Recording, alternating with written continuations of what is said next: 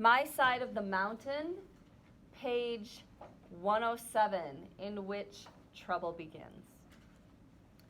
I stood in my doorway, the 23rd of November, dressed from head to toe in deerskins. I was lined with rabbit fur. I had mittens and squirrel-lined moccasins. I was quite excited by my wardrobe. I whistled and Frightful came to my fist. She eyed me with her silky black eyes and pecked at my suit. Frightful, I said, this is not food. It is my new suit. Please don't eat it. She peeped softly, fluffed her feathers, and looked gently toward the meadow. You are beautiful too, Frightful, I said, and I touched the slate gray feathers on her back. Very gently, I stroked the jet black ones that came down from her eyes. Those beautiful marks gave her much of her superb dignity. In a sense, she had also come into a new suit.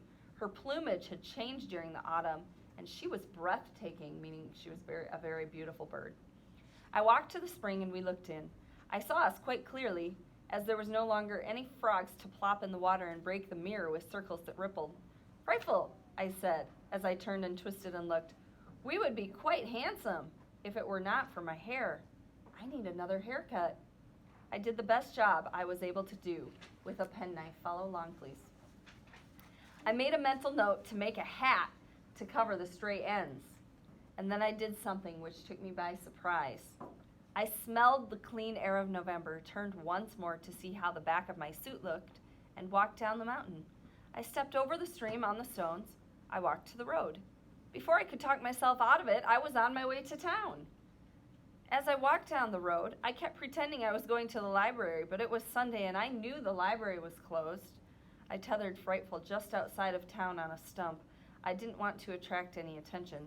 Kicking stones as I went and whistling, I walked to the main intersection of town, as if I came every Sunday. I saw the drugstore and began to walk faster, for I was beginning to sense that I was not exactly what everybody saw every day. Eyes were upon me longer than they needed to be. Why are people staring at him? Riley, why are people staring at him? Because he looks like his hair is long and he's in. And what else? Um, What about his outfit? it's like all deerskin. You bet. Follow along, people. I see plenty of you with your books not even open. Okay?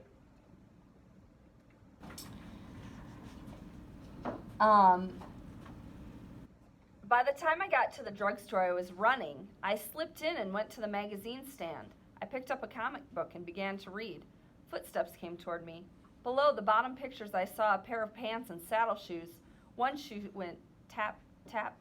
The feet did kind of a hop step and I watched them walk to the other side of me. Tap, tap, tap again. A hop step and the shoes and the pants circled me, and then the voice came. Well, if it isn't Daniel Boone. I looked into a face about the age of my own, but a little more puppyish, I thought. It had about the same coloring, brown eyes, brown hair, a bigger nose than mine, and more ears, but a very assured face. I said, well, I grinned because it had been a long time since I had seen a young man my age. The young man didn't answer. He simply took my sleeve between his fingers and examined it closely. Did you chew it yourself? He asked.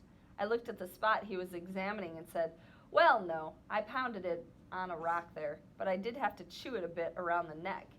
It stuck me. We looked at each other then. I wanted to say something, but didn't know where to begin. He picked at my sleeve again. My kid brother has one that looks more real than that thing. What do you got that on for anyway?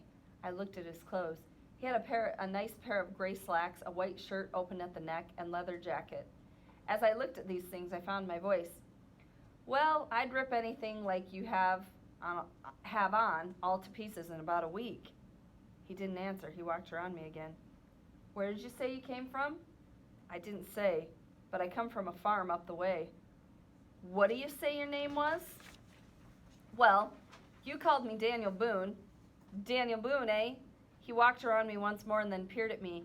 You're from New York. I can tell the accent. He leaned against the cosmetic counter. Come on now, tell me, what is this the kids are wearing in New York City now? Is this gang stuff?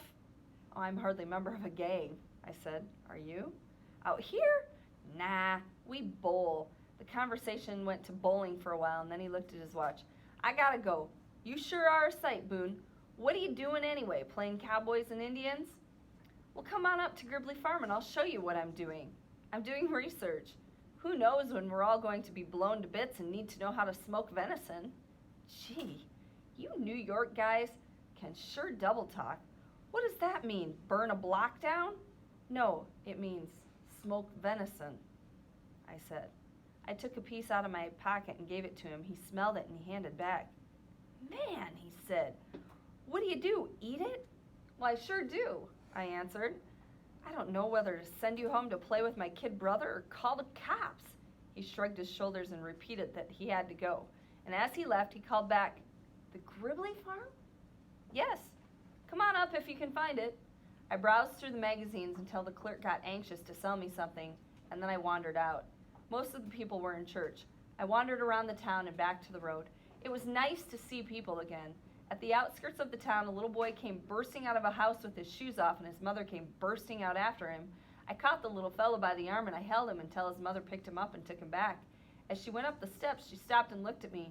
She stepped toward the door and then walked back a few steps and looked at me again. I began to feel conspicuous and took the road to my mountain. That means he feels like everyone's looking at him, which they are. I passed the little old strawberry lady's house. I almost went in, and then something told me to go home. I found Frightful, untied her, stroked her creamy breast feathers, and spoke to her.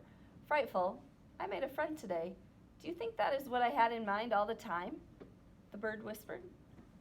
I was feeling sad as we kicked up the leaves and started home through the forest. On the other hand, I was glad I had met Mr. Jacket, as I call him. I never asked his name. I had liked him, although we hadn't even had a fight. All the best friends I had, I always fought, and then I got to like them after the wounds healed. The afternoon darkened. The nuthatches that had been clinking around the trees were silent.